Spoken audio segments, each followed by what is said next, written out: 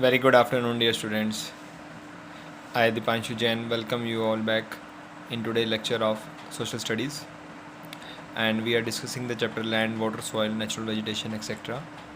और प्यारे बच्चों, अभी तक हमने सॉइल एंड कंजर्वेशन मेजर्स कर लिया था कंप्लीट, अब वहाँ तक समराइज़ हो गया था हमारा। और आज हम करेंगे स्टूडेंट्स नेक्स्ट टॉपिक हमारा, जो कि है वाटर।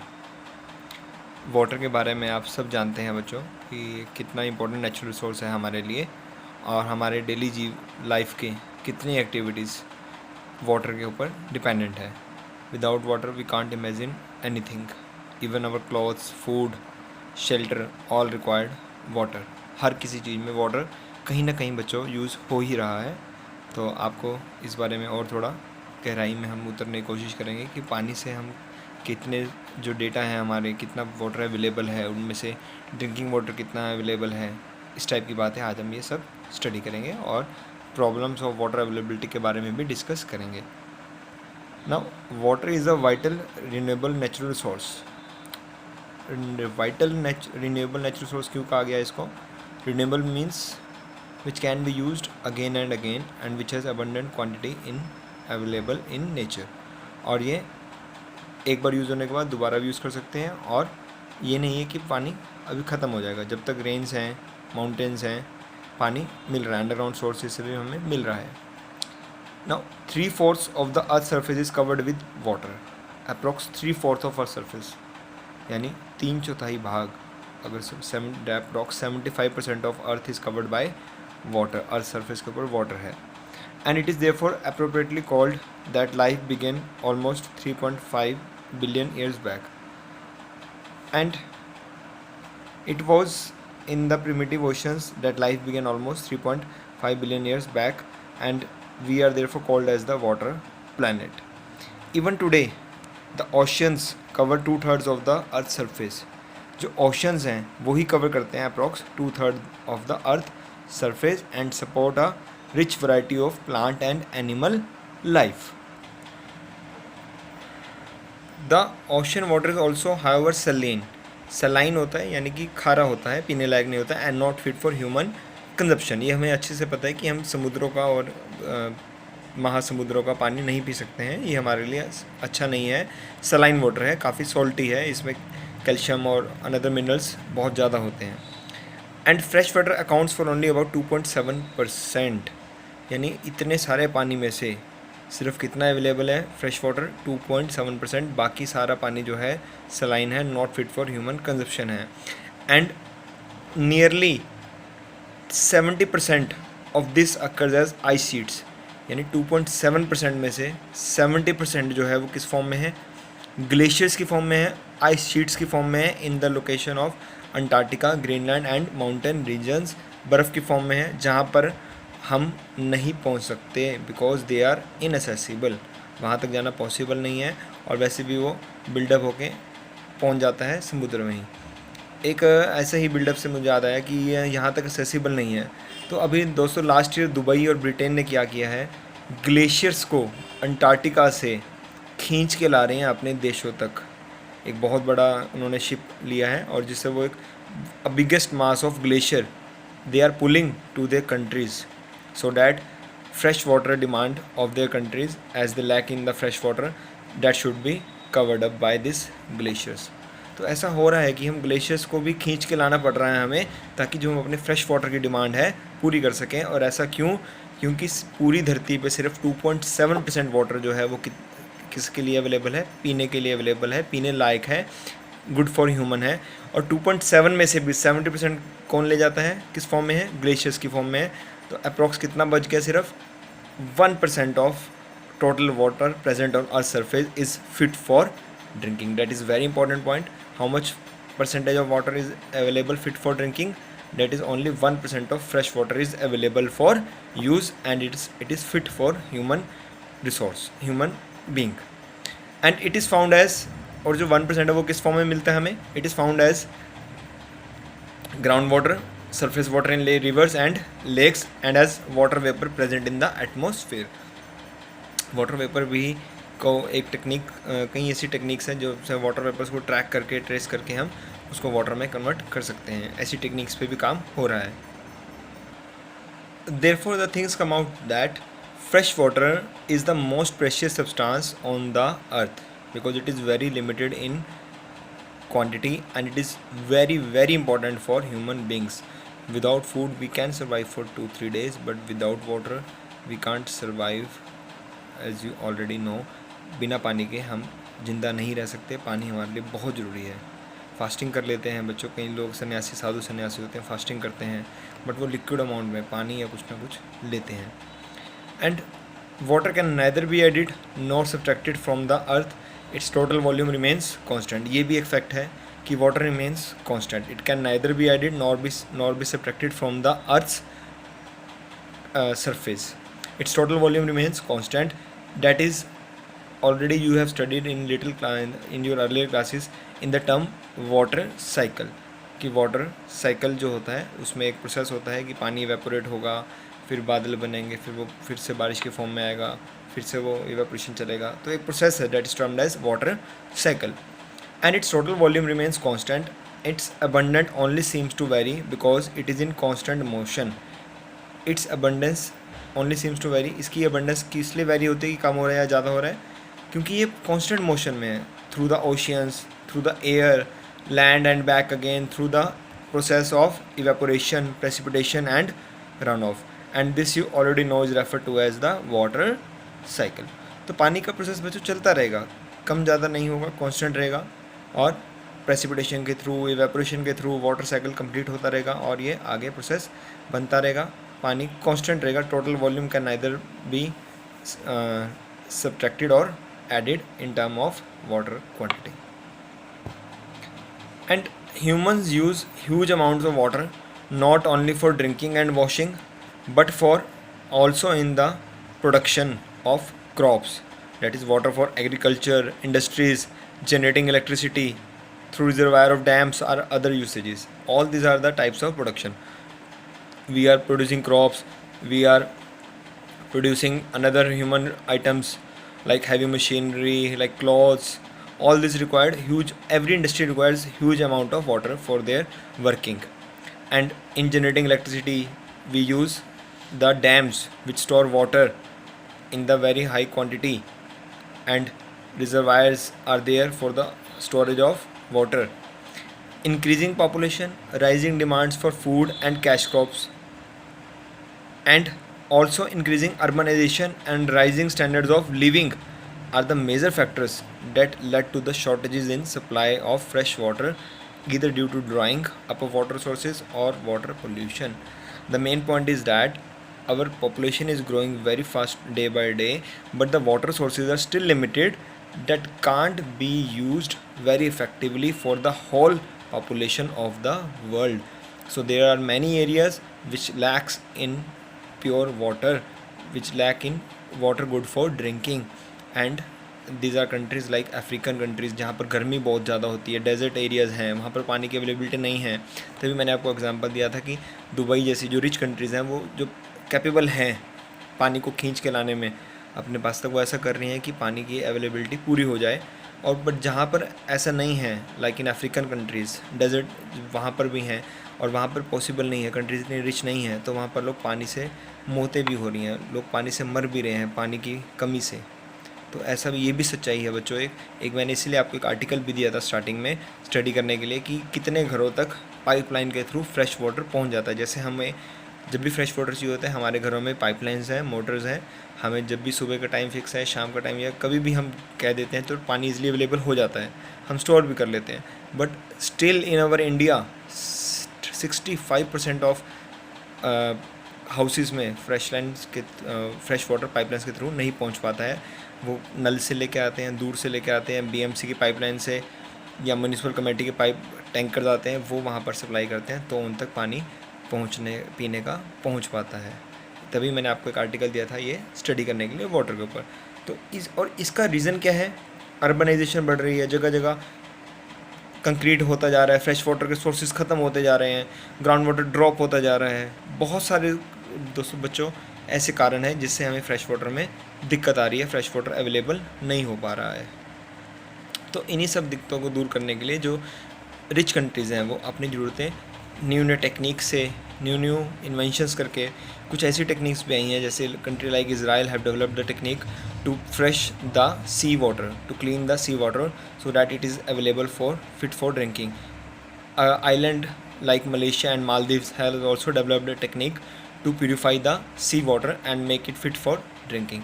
तो ऐसी टेक्निक्स भी डेवलप हो रही हैं कि हम जो पानी फिट फॉर ड्रिंकिंग नहीं है उसको अपनी ज़रूरतों के लिए पूरा कर सकें.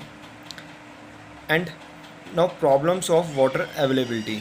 But before that I want to give you our red corner. Do you know, have you ever heard about a water market? Amreli city in Saurashtra region with a population of 1.25 lakhs is completely dependent on purchasing water from the nearby talukas. Taluka is the natural water, is a water resource which is completely dependent on purchasing water from the nearby talukas. यानी कि taluka means nearby local hard market. जो local market लगती है उसको बोलते हैं तालुकाज. सो ऐसा भी होता है हमारी कंट्री में. सौराष्ट्र, जिसका आपने 2-3 सालों में काफ़ी नाम सुना होगा, कि वहाँ पर पानी के टैंकर्स रेलवे ने सप्लाई किए थे. वहाँ पर सौराष्ट्र रीजन है महाराष्ट्र एरिया में, तो वहाँ पर पानी पहुँचाया गया था और वहाँ पर पानी बाज़ारों में बिकता है.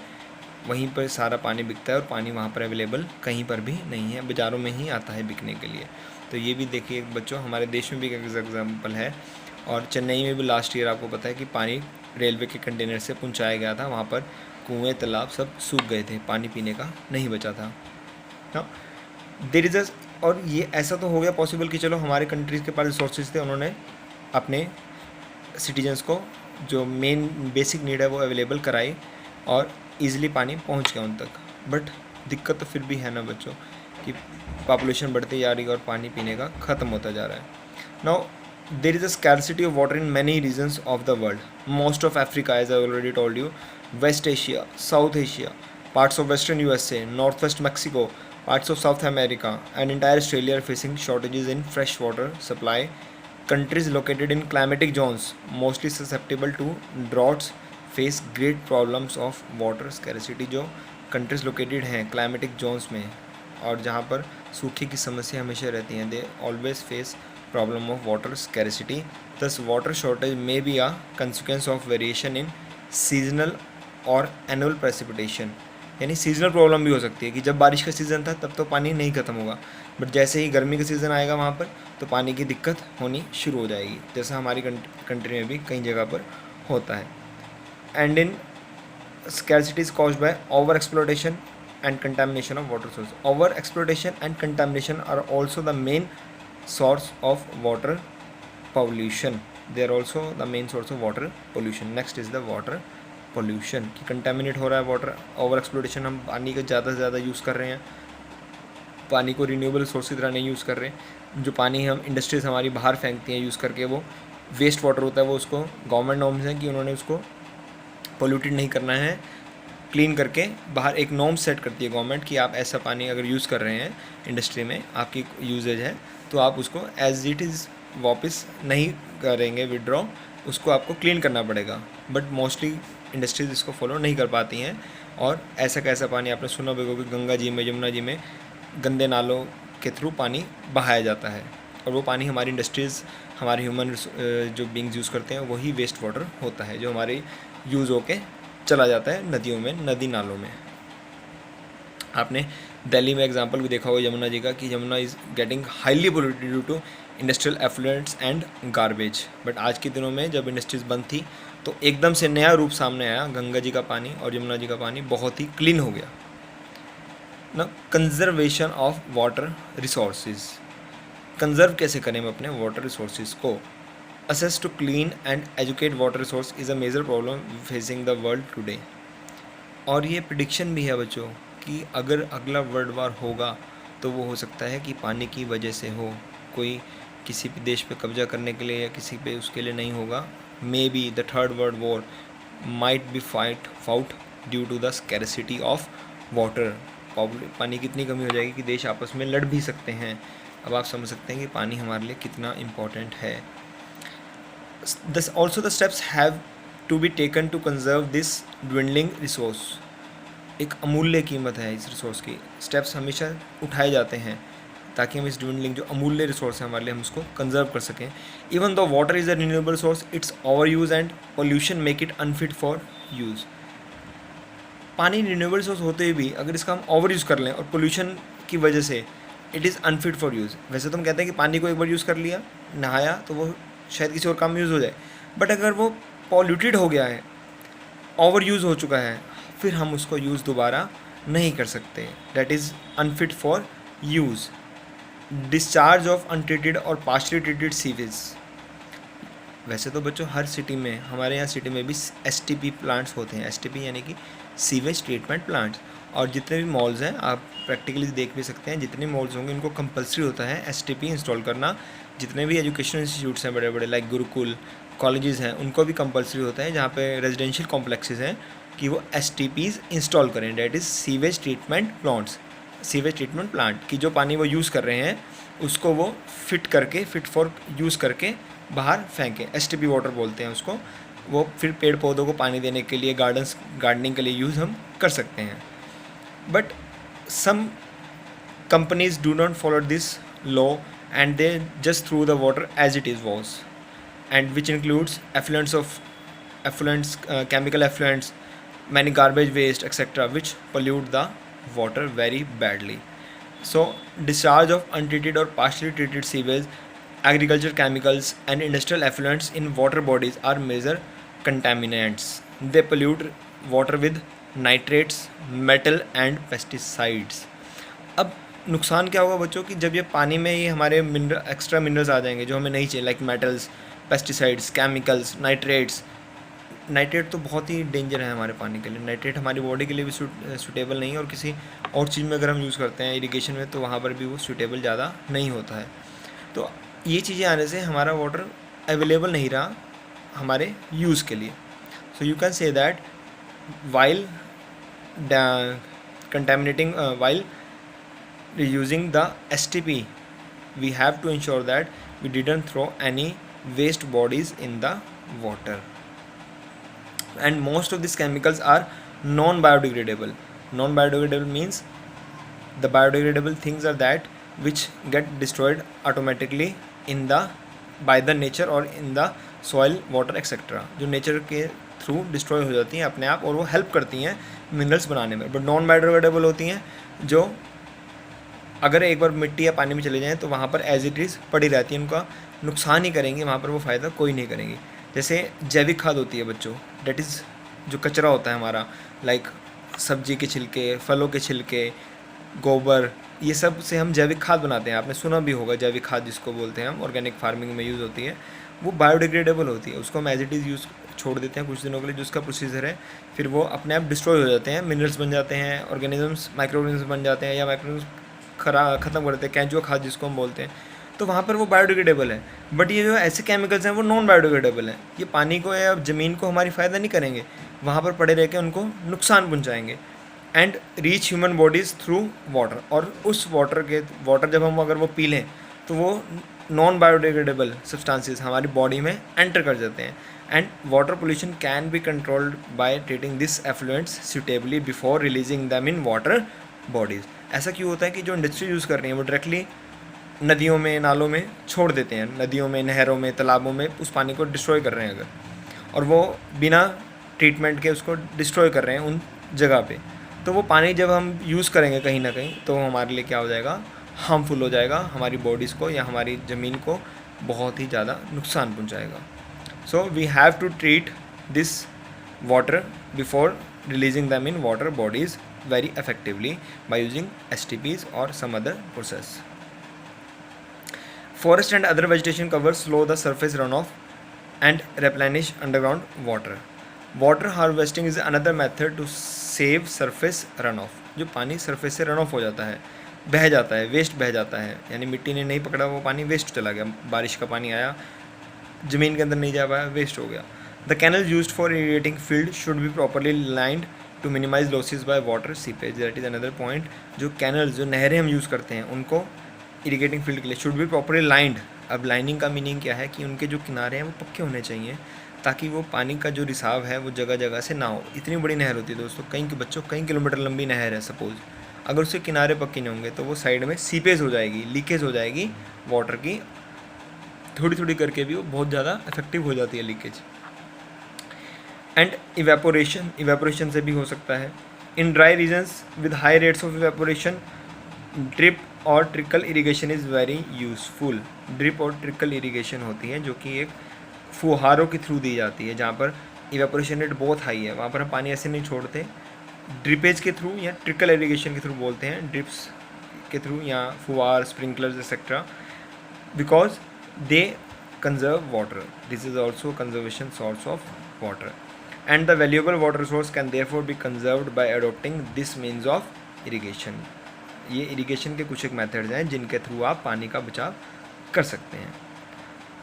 तो स्टूडेंट्स अभी आज के लिए हम वाटर तक कर लेते हैं, और जो हमारा नेक्स्ट टॉपिक रहेगा वो natural vegetation and wild life रहेगा, और हम कोशिश करेंगे कि हम नेक्स्ट चैप्टर में इसको समराइज अप करें, सम अप करें।